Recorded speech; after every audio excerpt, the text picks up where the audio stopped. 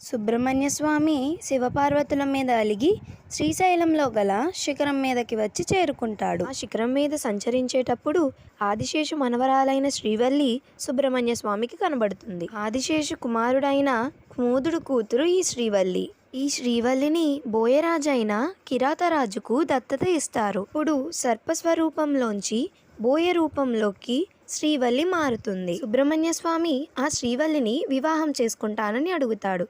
బోయరాజైన కిరాతరాజు మా బోయ రూపంలోకి మారితేనే వివాహం చేస్తానని చెప్తాడు.